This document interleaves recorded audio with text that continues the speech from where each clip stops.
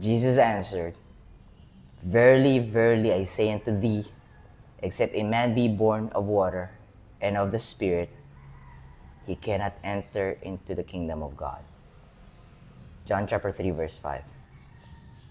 This is somehow a controversial verse because there's a lot of interpretation from different churches or different no, from RC Roman Catholic and from the Protestants view.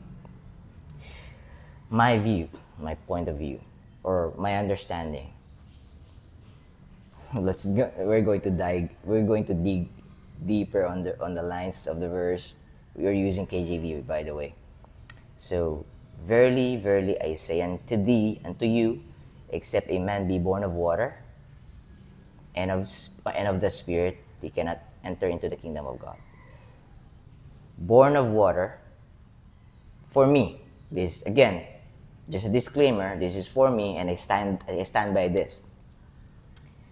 Except your sins has been forgiven, you cannot enter into the kingdom of God. And there's a follow-up with that.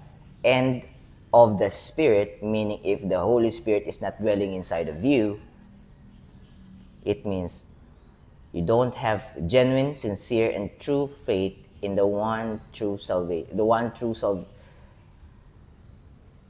the one true source of salvation, which is the way, the truth, and the life, and it is our Lord Jesus Christ. Now, being born again of water, again, repentance. It is connected to repenting, meaning change of mind.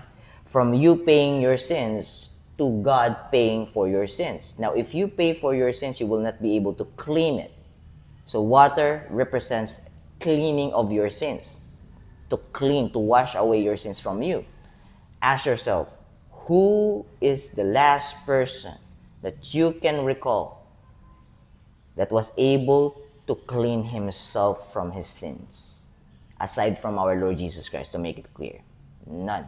None of us. Even up until today. Meaning, if that's the process, we are all doomed. Now, being born of water, it means cleansing of your sins. Not being baptized. Baptism will not clean you, will not clean your sins away from you. It will not take away your sins from you. But believing in the one who can or who did clean you, wash away your sins, that is the actual hidden message from that verse. And God said, my message will be hidden from those who will not accept it. I'm paraphrasing, by the way. Just a disclaimer, just in case someone will use that as an argument. God didn't say that. It's like someone's telling, God didn't say that He is God. Your Jesus Christ, your Lord Jesus Christ didn't say that He is not, that He's God. And they couldn't accept that before Abraham was, I am. Me, I and the Father are one. They couldn't accept that. It's implying that our Lord Jesus Christ is God. But anyways, let me just continue. Now, for your sins to be cleansed, so you need to trust the one who will clean it for you and the one who cleaned it for you, who've done it for you already, or who did it for you already. And the Holy Spirit will dwell inside of you. Again, Ephesians chapter 1 verse 3. Ephesians chapter 1 verse 13. The Holy Spirit is the seal of your salvation. And even to yourself, you'll be able to realize or recognize if you truly believe that our Lord Jesus Christ is our Lord and God and one and only Savior. Now, let me just rephrase that. If your Lord Jesus Christ is your Lord and God and one and only Savior, the Holy Spirit will dwell inside of you. And how could you know that the Holy Spirit is inside of you? AKA, you'll be able to recognize, oh my, I'm truly believing now. If you're being convicted every time you fall short. And you are now able to follow God with in happiness in trials and tribulations. Because Apostle Paul said,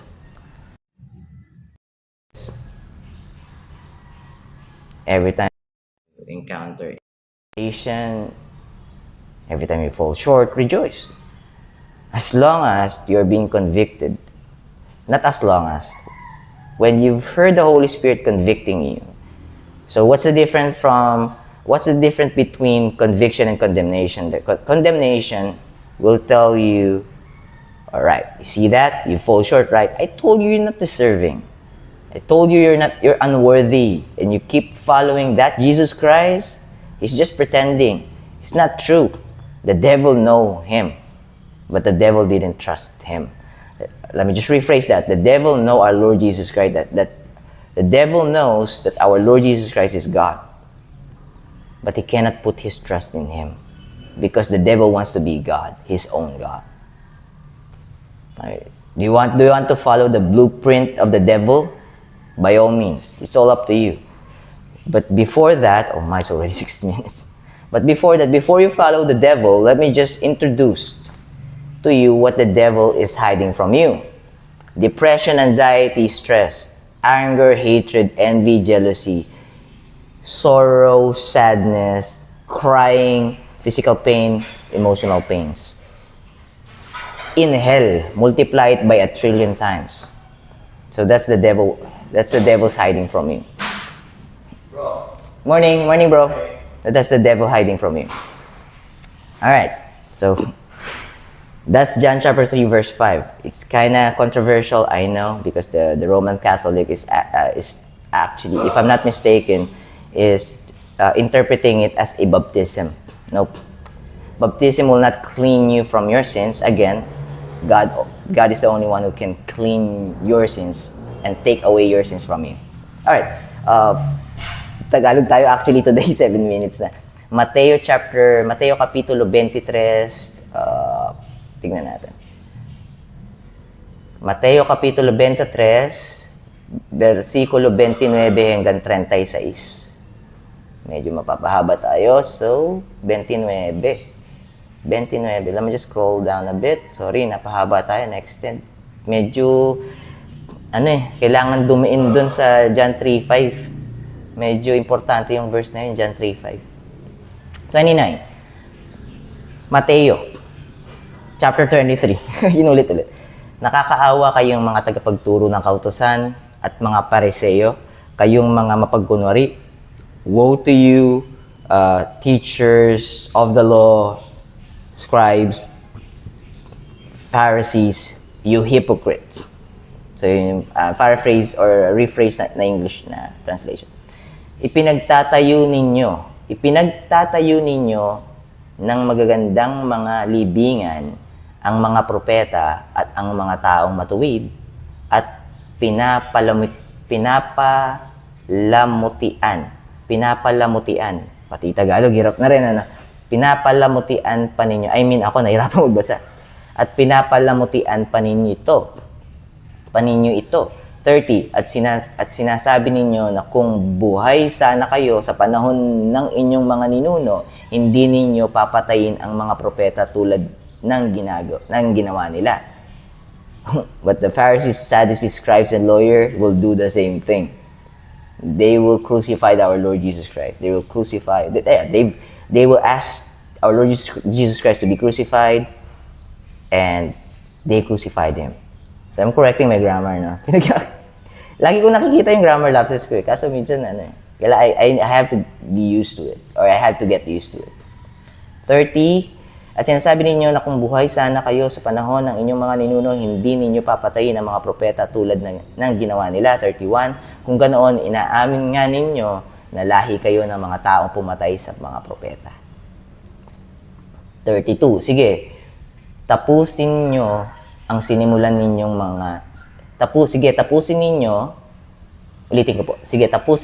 ang sinimulan ng inyong mga ninuno. 33, mga ahas, you brood of viper. Ito na po yun, you brood of vipers. Mga ahas, lahi kayo ng mga ulupong. Grabe, oh. You brood of vipers. Mga ahas, lahi kayo ng mga ulupong. Ganito ka din, ha? So, si Lord, loving and caring siya and compassionate sa sinners, sa poor, sa undeserving, unworthy, unrighteous. Pero hindi siya compassionate at madiin siya sa hipokrito. Sa hypocrites. Napakadiin niya ron. Appearing clean in the outside, but full of dead man's bone in the inside. Like kahapon, yung pinag-usapan natin kahapon. Tingnan niyo po yung 34 nga ba? 33. Mga ahas, lahi kayo ng mga ulupong, hindi nyo matatakasan ang kaparusahan sa impyerno. Sino yung mga hypocrites? Ang tingin sa kanila, ang taas-taas sa sarili. Tapos, sino pa yung mga hipokrito? Tingin na sa kanila mataas sa sarili. Tapos, sila pa yung dapat sundin. Kasi, nagpapakita silang mabuti, maayos, matino, para sundin sila. Para in reality, may hidden agenda. So, dalawa lang naman yung hidden agenda. It's either patabain yung bulsa nila, or nalinlang sila ng kalaban. O, yung pangalan natin yung kalaban, kasi hindi tayo takot sa kalaban. Ni Satanas, ng demonyo. Alright, 34. Yung hindi tayo takot sa kalaban, ay hindi po yun boasting o pagmamebang. It's just only implying that our God is more powerful than Satan. Kung mali pagkakasabi ko, nasabi ko na eh. Pero that's what I'm implying, that God is more powerful than Satan.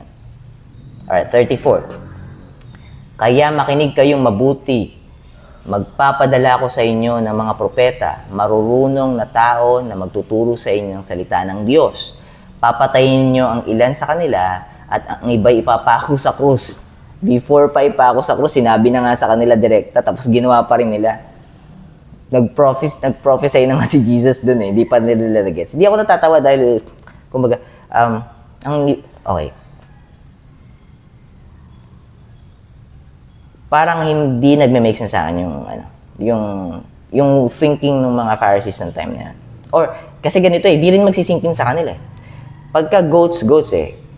Kung yung Bible reading natin kanina, actually ito rin pala. Yung first verse sa Bible reading kanina, which is John chapter 3 verse 3, tapos itong first verse dito, John chapter 3 verse 5, si Nicodemus, Pharisee yun, kausap si Lord Jesus Christ. Nagtatanong kay Lord. So nagbabalikan sila, ito yung ganito yan, Nicodemus, ganito yan. Paano nga ba yan, Jesus? Kung ikaw nga ba talaga yung inaano, ano bang plano mo ba? Mahaba yun eh. Pero maganda yung John chapter 3, basahin niyo po. John chapter 3, maganda talaga siya. Lahat naman maganda, pero maraming bagay kayo matututunan sa John chapter 3. Alright, so sa krus, ipapako sa krus, ang iba'y hagupitin ninyo sa inyong synagogue, church nila back then, at tutugisin ninyo saan man sila magpunta. 35. Dahil dito, mananagot kayo sa pagpatay sa lahat ng taong matuwid mula kay Abel hanggang kay Zacarias na anak ni Barachias na pinatay ninyo sa pagitan ng templo at ng altar. Pagitan. Hindi sa pamamagitan. Pagitan. 36, last verse na, 30. Hanggang ano ba tayo? Hanggang 36, last verse. Hindi ko pala na-highlight. Sorry, highlight ko muna. Muntik na tayo dumagpas. Hindi ko na-highlight eh. Ayan. Verse 36, talagang kayong mga nabubuhay sa panahong ito ang mananagot sa lahat ng mga kasalanang ito. So, to simplify it, napakasimple lang eh. Kaya tinatawag na hypocrites, brood of viper, woe to you, Pharisees, scribes, lawyers, Sadducees as well, lahat naman sila doon ng time na yan. Kasi nagpupulong-pulong yun, pinag-uusapan kung paano nila mahuli si Lord sa bibig niya. At tinutukoy dito ni Lord, yung nagtuturo ng maling daan. Tapos ginagamit yung salita para magmukhang kapanipaniwala. Para yung mga tao maniniwala sa kanila. Pero in reality, etong mga taong ito na kino-call out ni Lord, nililid sila papunta sa impyerno, papunta sa hell. Kasi pag hindi sila papunta kay Lord, sa Diyos, papunta sila sa impyerno. Dalawang bagay lang yan eh. It's either you're going towards God, or you're moving towards God, or you're moving towards hell. You're moving towards God, to be in heaven, or you're moving towards Satan to be in hell. So, dalawang bagay lang yan. Yung nothingness, kalimutan nyo na yun. Kalokohan yan. Okay. Bigyan natin ng benefit of the doubt. Kung may nothingness, ibig sabihin tama yung atheist. Pag tama yung atheist, kung ano yung makukuha ng atheist, makukuha din, yun lang din yung makukuha. Actually, yun din yung makukuha nung naniniwala kay Jesus Christ. Walang nawala. Pagkatama yung atheist. So, pupunta sa nothingness. Ako, napahaba na tayo talaga. So, pagkatama ang atheist, o yung mga hindi naniniwala sa Diyos, tama sila, para tayong ipis, langgam, insekto, na pagka pinatay ng tao, baliwala yung buhay. Kasi tapos na dun yun. Tapos wala nang continuation. Ending na. Lahat ng ginawa ng ipis sa buong buhay niya, wala na. Lahat ng ginawa ng langgam sa buong buhay niya, tapos na yun. Wala nang silbi yun. Para sa kanya. So, kung gano'n ng tao, nothingness, lahat ng ginawa ni Rizal, baliwala sa kanya. Totoo naman eh. Kung nothingness yun, kahit banggitin natin pangalan ni Rizal, hindi niya ma-appreciate yun. Thomas Edison, kilalang mga tao, o si Julius Caesar, nababanggit pa hanggang ngayon. Sino pa kilala nating tao na mayapa na? So, ang ibig sabihin, kung nothingness, o si Mother Teresa, sino pa ba yung mga, sa Pilipinas, pag-usapan natin, let's say, bayani, kilala, Andres Bonifacio, sinakripisyo yung buhay para sa kalayaan ng tao, ng mga Pilipino. Kahit pag-usapan natin si Andres Bonifacio ngayon, hindi niya na ma-appreciate yun. Wala nga eh. End na rin yung buhay niya eh. So, kahit anong gawin mong pagpaparami ng pera, pag namatay ka, di mo ma-appreciate yung naipon mo. Tapos kahit anong banggit ng mga tao, daming pera no, baliwala na rin sa'yo. Hindi mo appreciate eh. Di mo nga malalaman pinag-uusapan kanila eh. So, ano yung mapapala natin kung hahabulin natin yung makilala tayo ng tao, tapos manatili yung pangalan natin sa mundo? Ang ibig ko sabihin, kung sa sarili mo mismo, magiging honest ka, totoo ka sa sarili mo, kung hihinto ang buhay mo pagkatapos mo mamatay, yung pangalan mo, pati pangalan mo, baliwala. Para kanino? Para sa'yo. At kung iisipin mo yung isipin ng ibang tao, baliwala rin yung para sa'yo. Wala kang benepisyo doon. Kasi wala ka na. Kung magiging honest ka lang Now, kung yun yung mapupunta ng bawat tao, tama ka. Kung naniniwala ako kay Kristo na aking tagapagligtas at siya lang ang Panginoon ko, at ako yung mali, kung ano yung napala mo, yun din yung mapapala ko. Nothingness din tayo parehas. Kung ano yung mga ginagawa ko ngayon, nothingness din. Ngayon, tama ka. Paano kung mali ka? Paano kung talagang may heaven, may langit, at hell, impyerno? Sa heaven, peace of mind, pahinga. Kapayapaan ng isip, pahinga. Pagmamahal, kaligayahan, saya. Tapos punong-puno ng liwanag kasi hindi mababalot ng dilim. Dahil ang Panginoon mismo ang source, hindi na araw at hindi na ang buwan. Hindi na mga bituin sa langit ang source ng light. Ang Diyos na mismo. Ngayon, sa impyerno, kung ayaw mo sa heaven, okay lang. Ayaw mo ng mga bagay na binanggit ko, okay lang yun. Choice mo yan. Pero sa impyerno, galit, puot, pighati, kalungkutan, gulo ng isip. English yung anxiety, depression, stress. Paano hindi ka may stress doon? Hindi naagnas yung katawan mo, pero napakasakit ng pakiramdam. Paano mong hindi hihilingin na huminto yun? Physical pain continuously in your entire everlasting life. Tapos, syempre, nakakalungkot yun.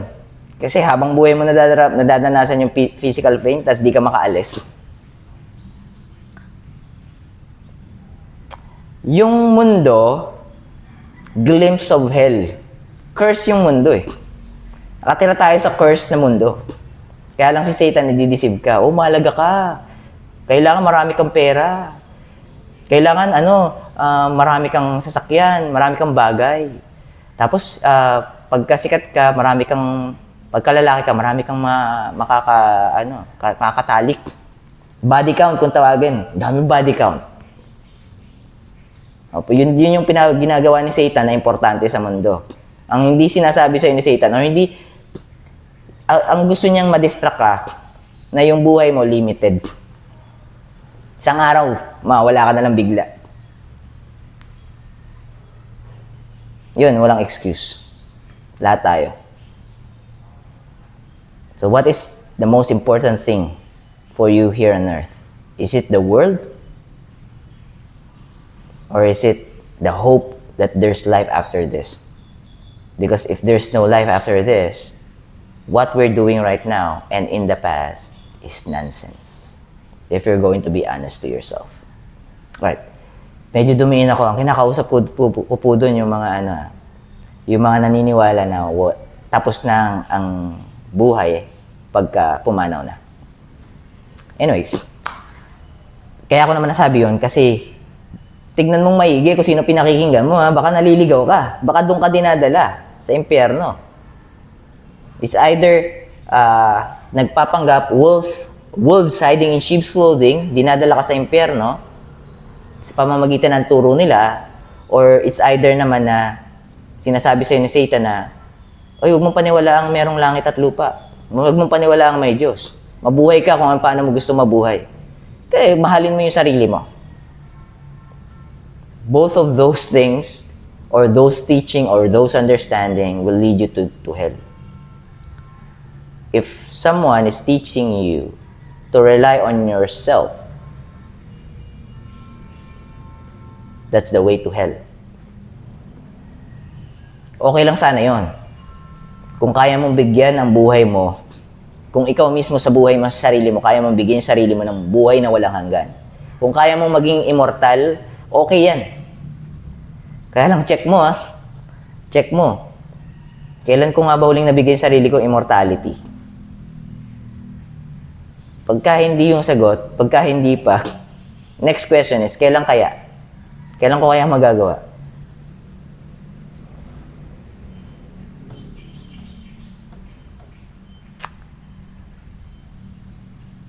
The only thing we can do is to share the gospel and to make it make sense. But if it's not making sense, we cannot force you to. It's all up to you. Your life, your decision is in your hands. Kasi si Lord mismo, ang Panginoong Diyos mismo, hindi ka pipilitin. He will just let you stay where you are, but when you're ready to meet Him, He will meet you where you are. That's how loving and caring our God is. And He's also just to leave you where you are. Kasi hindi pwedeng bias. Hindi pwedeng bias. Na hindi ka lumalapit tapos pipikapin ka niya. Samantalang hinintay niya yung ibang lumapit sa Kanya. Patas ang Panginoon. With that, God bless you. Keep safe. I'll be seeing you tomorrow. Bye for now.